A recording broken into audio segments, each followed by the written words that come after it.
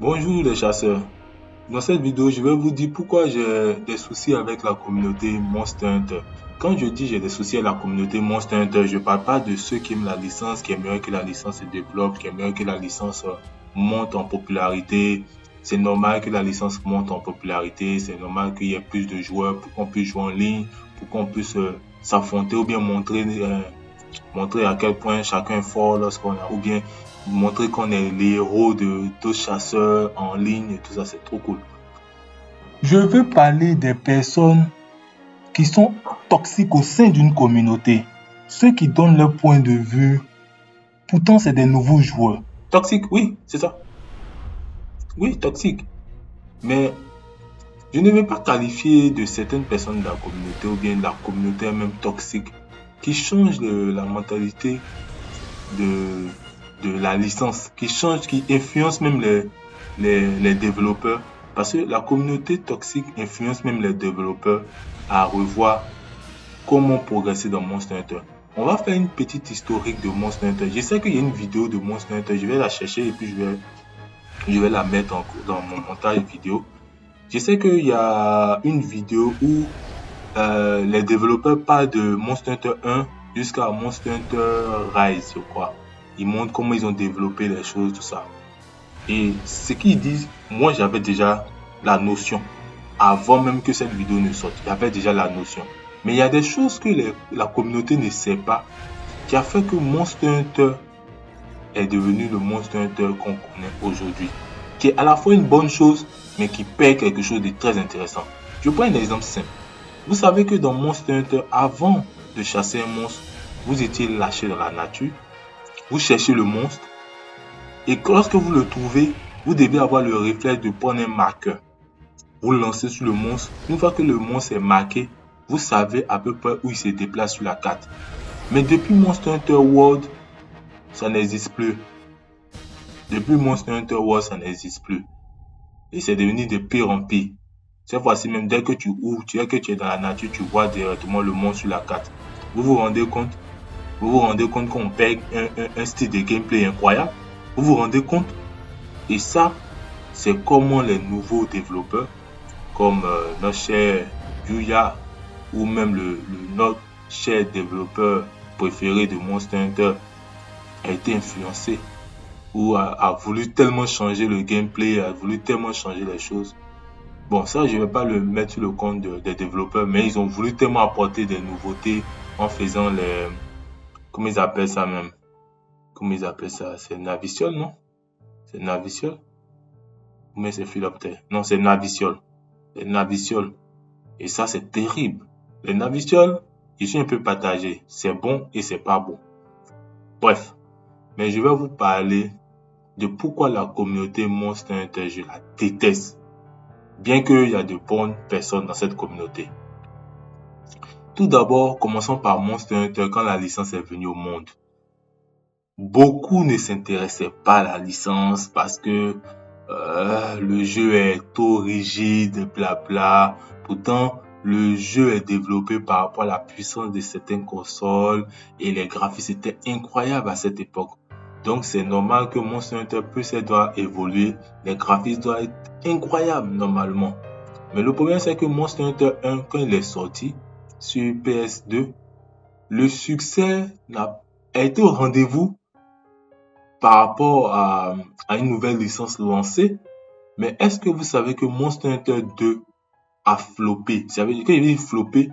Monster Hunter 2 n'a même pas rattrapé les ventes de Monster Hunter 1. Monster Hunter 2 était moins vendu que Monster Hunter 1. Bon, j'ai dit Monster Hunter 2, mais Monster Hunter DOS, c'est mieux. Là, comme ça, on ne va pas se mélanger. Monster Hunter DOS était moins vendu que Monster Hunter premier du nom. Et ça inquiétait vite les développeurs de Monster Hunter. Ça, vous ne le savez pas. Donc, du coup, ils ont changé une stratégie. Ils ont fait un recyclage de Monster Hunter sur PSP. C'est ce qui a donné Monster Hunter Freedom. Et lorsqu'ils ont fait Monster Hunter Freedom, bizarrement, la communauté aimait bien le côté portatif de Monster Hunter. Et ça commençait à relancer les ventes. Et ils se sont dit, ah, c'est pas mal. c'est pas mal. On va continuer comme ça. Ensuite, Monster Hunter 2 Freedom est sorti. Bien sûr, il y a eu Monster Hunter G, que les gens appellent Ultimate ici, en Europe ou aux États-Unis, ils appellent ça Ultimate, je crois. Il y a eu Monster Hunter G, Monster Hunter Freedom G, et après Monster Hunter Freedom G sur PSP, il y a eu Monster Hunter Freedom 2. Après Monster Hunter Freedom 2, il y a eu Monster Hunter Freedom 2G. Et lorsque Monster Hunter était développé sur PSP, les ventes montaient petit à petit en crescendo. Et c'est à partir de la PSP que il y a une communauté qui a commencé à vraiment se former. Une communauté a commencé à grandir. Une communauté de Monster Hunter a commencé à se mettre en place. Et c'était incroyable.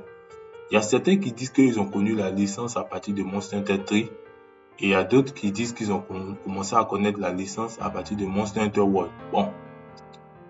Mais, à partir de Monster Hunter PSP, même si Monster Hunter 1 était sorti, les gens voyaient ce jeu peut-être un jeu passager. Mais Monster Hunter PSP a vraiment lancé l'histoire de Monster Hunter. Et il y a eu après, pour ne pas avoir des flops sur console, il y a eu Monster Hunter sur PC, qu'on appelait Monster Hunter Frontier. Donc en ce moment-là, Capcom avait trouvé que c'était vraiment une poule aux œufs d'or. Il savait comment la manier, cette poule aux œufs d'or. Et ça engendrait énormément d'argent de Frontier et même la version PSP. Mais il y avait un problème. Les versions console. Les versions console étaient vraiment un problème. Donc du coup, Capcom s'est dit, est-ce qu'on doit poursuivre sur PlayStation? C'était PlayStation 3, je crois. C'était PlayStation... Attends, la Wii est sortie avant la PlayStation 3 ou bien la PlayStation 3 est sortie en... je me rappelle même pas. Donc, je pense que la Wii est sortie avant. Mais... Non, la Wii est sortie après. Je pense. En tout cas, bref, Capcom se posait des questions de l'avenir de Monster Hunter sur console.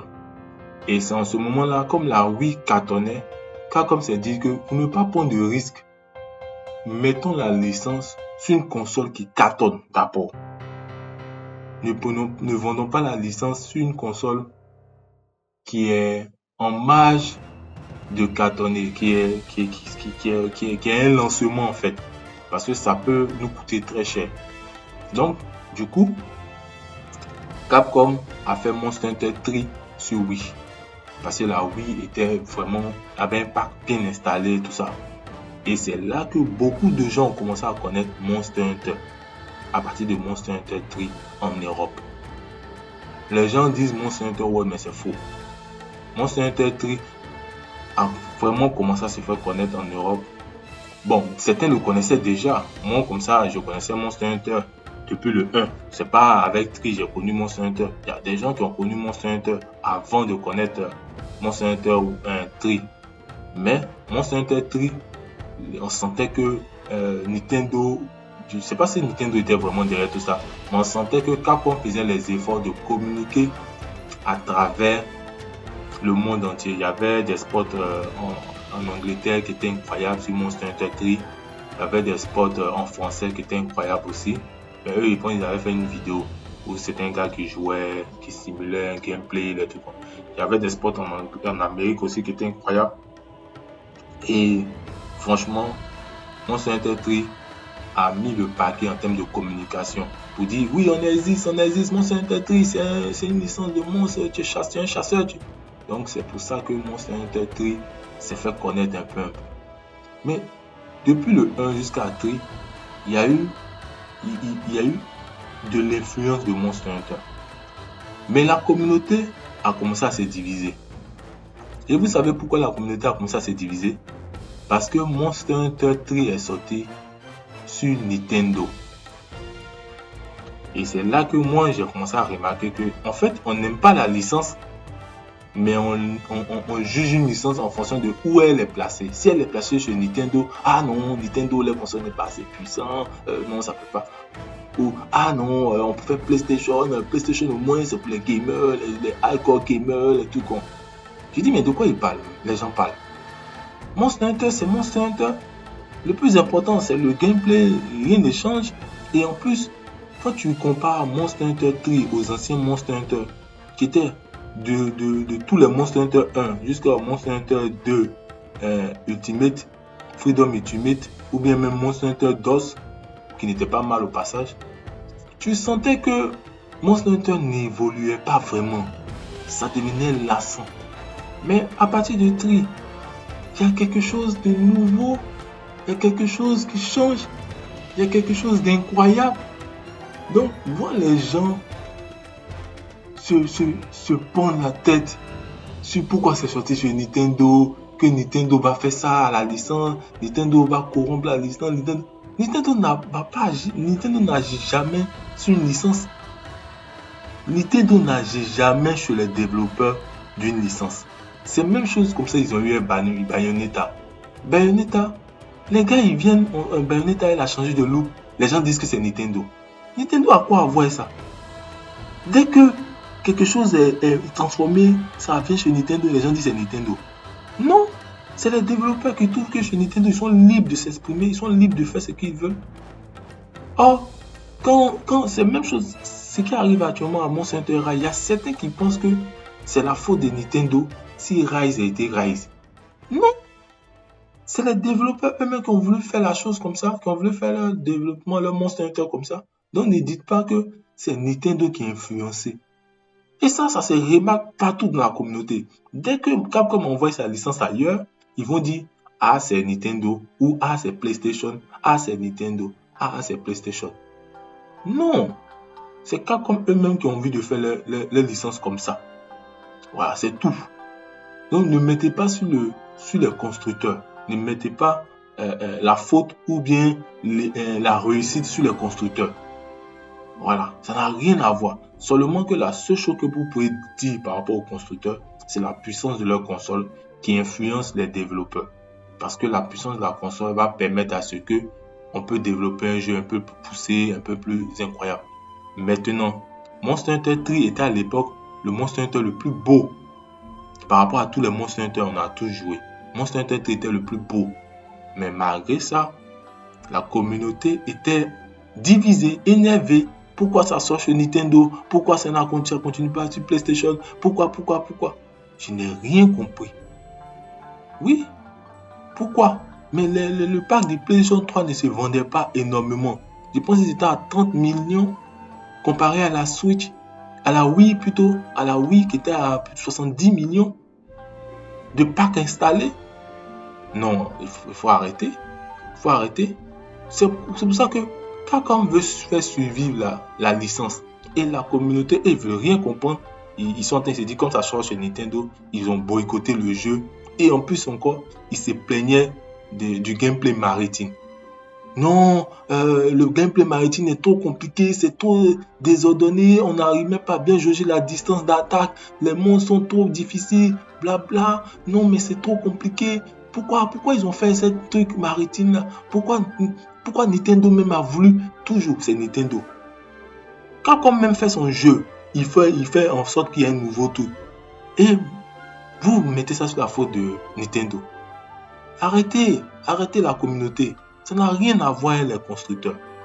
Moi, Monster Hunter 3 est jusqu'à présent mon meilleur Monster Hunter que j'ai jamais joué. Jusqu'à présent, Monster Hunter 3, il n'y a pas son 2. Monster Hunter 3 reste le meilleur Monster Hunter de toute la licence de Monster Hunter.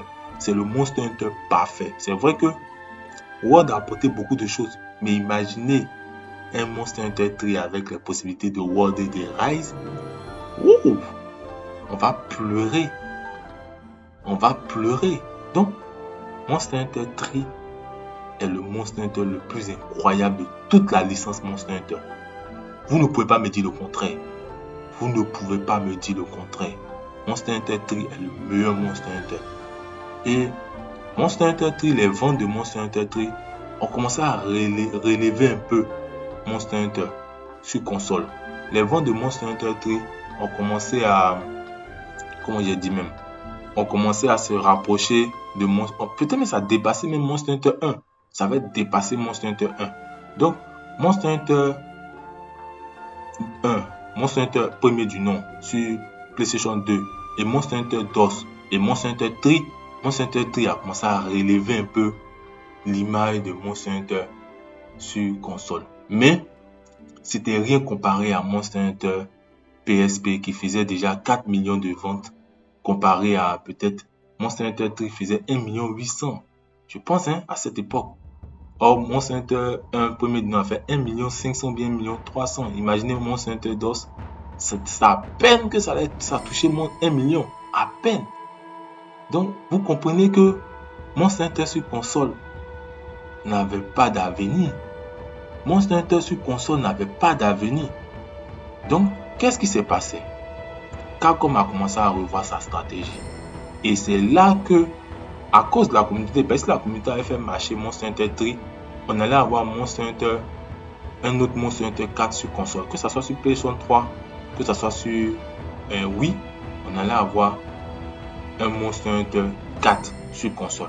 Mais on n'a pas eu Monster Hunter 4 sur console parce que la communauté faisait plus marcher Monster Hunter PSP que Monster Hunter console. Portable que Monster Hunter console. Donc du coup, Monster Hunter 4 n'était plus, l'avenir de Monster Hunter sur console n'était plus garanti par Capcom. Donc Capcom a décidé de faire Monster Hunter 4 sur portable. D'abord, ils ont porté Monster Hunter 3 Ultimate qui a fait les ventes, qui a fait 3 millions de ventes. C'est incroyable pour un Monster Hunter qui est un portail de Monster Hunter 3 avec ce côté Monster Hunter G qui fait 3 millions de ventes, même si c'est peu par rapport aux versions PSP, mais qui a fait quand même 3 millions de ventes. Ce qui était étonnant pour Capcom. Et Capcom s'est dit, bon, comme on a testé ça sur 3DS avec Monster Hunter 3G, je pense que l'avenir des Monster Hunter sont maintenant sur portable. Donc c'est là que est sorti Monster Hunter 4 sur 3DS. Monster Hunter 3 et Monster Hunter 4 sur 3DS. Ah, quel bonheur! Incroyable! Magnifique, quel bonheur! Et même s'il ne surpasse pas Monster Hunter 3 pour moi, mais ce renouveau encore du gameplay que Capcom a voulu apporter à la licence, c'était magnifique. Avec ce côté de monstre qui avait un virus qui se propageait. Waouh! J'ai dit waouh. Et c'est très très étonnant. Donc en ce moment-là, Capcom avait compris que sa poule aux œufs d'or avait plus d'avenir sur le côté portatif. Mais est-ce qu'elle n'avait pas d'avenir? Elle n'avait vraiment pas d'avenir sur les consoles. Ça, c'est une affaire à suivre. En ce moment-là, il y a eu Monster Hunter 4 qui se vendait très bien, qui avait rattrapé même le même score à peu près comme les Monster Hunter de PSP, qui avait même dépassé même les ventes de PSP. Parce que il y a eu Monster Hunter 4 Ultimate, parce que la stratégie de Monster Hunter 4 a été très bizarre pour Capcom. Je ne sais pas pourquoi Capcom a réagi comme ça. Quand les Freedom sortaient, ils sortaient à travers le monde. Quand les Monster Hunter Freedom sortaient, ils sortaient à travers le monde. Mais quand Monster Hunter 4 est sorti, il est sorti uniquement au Japon. Il a fait 4 millions de ventes ou plus au Japon, uniquement au Japon. Et c'est Monster Hunter 4 Ultimate qui est sorti à travers le monde. C'est bizarre ça. C'est pas pourquoi ils ont fait ça. Donc, après ça maintenant, vous connaissez la suite. Est venu Monster Hunter World. Monster Hunter qui a bouleversé la mentalité de tous les chasseurs. Enfin, des nouveaux chasseurs qui ont pensé que eux comprennent mieux la licence que tout le monde, qui commencent à donner leur point de vue en disant ah oui, le monstre il est incroyable, non, tel truc est incroyable, cette musique est incroyable. Est-ce que vous avez écouté les anciennes musiques de Monster Hunter? Mais on va pas parler de ça aujourd'hui. Ça, j'ai une vidéo spécialement pour ça. Pourquoi je déteste Monster Hunter World et pourquoi j'aime Monster Hunter World. Et pourquoi j'aime Monster Hunter Rise plus que Monster Hunter World. Et pourquoi Monster Hunter Rise, il y a des choses que je n'aime pas dedans. Maintenant, en parlant de ça, dans ma prochaine vidéo, je vais aussi parler de la communauté qui est toujours toxique par rapport à Monster Hunter. La communauté qui est toujours... En fait, la communauté ne se rend pas compte. Par exemple, quand je dis elle est toxique, regardez ce qu'elle a fait Monster Hunter 3. Monster Hunter 3, dans l'histoire de tous les Monster Hunter, c'est le meilleur Monster Hunter. Jusqu'à présent, même si Monster Hunter Wilds sort, Monster Hunter 3 reste le meilleur Monster Hunter. Il n'y a pas match. Il n'y a pas match. On ne discute pas. On ne discute pas. Celui qui me dit que non, il y a Monster Hunter World, il dit tu n'as pas joué Monster Hunter 3. Si quelqu'un me dit non, il y a Monster, il dit c'est pas que tu as connu Monster Hunter World avant de connaître Monster Hunter 3. Nous, à l'époque, on a joué à Monster Hunter 3. Tu ne peux pas t'imaginer comment c'était incroyable, mon ami. C'était incroyable. Vous voyez dans Monster Hunter World cette histoire de temps, l'histoire de temps, de saison pluvieuse ou bien de tempête. Est-ce que vous savez que dans Monster Hunter 3, quand la tempête s'annonçait, c'est qu'il y avait ce monstre incroyable qui était dans les environs. Ce monstre magnifique que tout le monde a envie de revoir. Non, seuls les connaisseurs connaissent. Je ne vais même pas vous dire c'est quel monstre. Parce que je sais que les nouveaux venus ne connaissent pas Monster Hunter. Sincèrement, les nouveautés que Capcom apporte, c'est simplement un approfondissement de ce qu'ils avaient mis en place depuis les anciens Monster Hunter, ou des idées qu'ils auraient voulu mettre en place depuis les anciens Monster Hunter. Donc, quand ça sort sur les consoles puissantes, ne voyez pas en Capcom que c'est sur les qualités graphiques qu'ils sont misés. Non, ils misent vraiment sur la possibilité des consoles de pouvoir atteindre, de pouvoir réaliser certains objectifs qu'ils ont toujours voulu faire dans Monster Hunter. En tout cas, communauté de Monster Hunter, aimez la licence, soutenez la licence, payez vos jeux, c'est la meilleure manière de soutenir la licence. Mais arrêtez de vous plaindre. Parce que aujourd'hui là, vous aimez Monster Hunter World, vous détestez Monster Hunter Rise. Mais l'histoire petit à petit va vous montrer que, avec le temps, Rise n'est pas si mal que ça. Rise apportait quelque chose d'incroyable que vous ne voyez pas. Vous voyez que les beaux graphismes et la mise en scène, c'est tout ce qui vous intéresse. C'est parce que vous, les nouveaux joueurs, vous n'avez pas connu Monster Hunter à l'époque où nous, on n'avait pas tout ça là. La mise en scène, les beaux graphismes incroyables que vous avez aujourd'hui. On avait eu les beaux graphismes par rapport à l'époque de la PS2. Même s'il n'y avait pas de mise en scène incroyable, mais on a vécu une autre manière de faire les mises en scène. Parce que Monster Hunter, ce que vous ne savez pas, c'est que le joueur doit faire sa propre histoire. Même Ryozo le dit.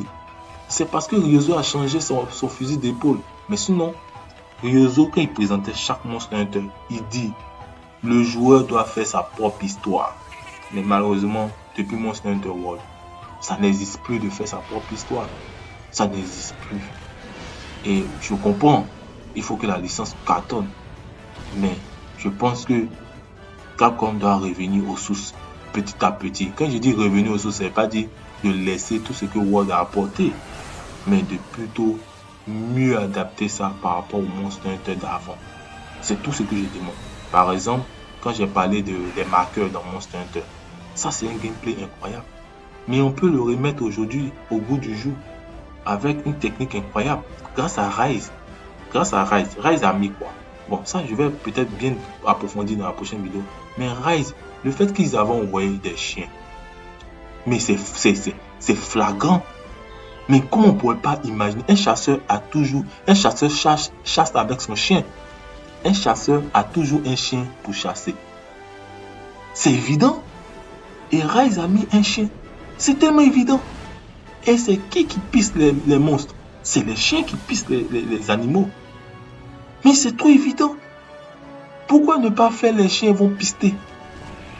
Dès que tu commences la quête, tu ne sais pas où le monstre se trouve sur la carte. C'est le chien qui le piste et tu vois peut-être des phéromones ou bien des trucs à la naviciole qui indiquent où le monstre se trouve. Et puis, tu mets ton marqueur. Et une fois que tu as mis ton marqueur, tu le vois directement sur la carte. Mais dommage, ils vont pas avoir cette idée-là parce que la communauté les a détournés. La communauté les détourne. Dommage. Mais Monster Hunter, on reste fidèle.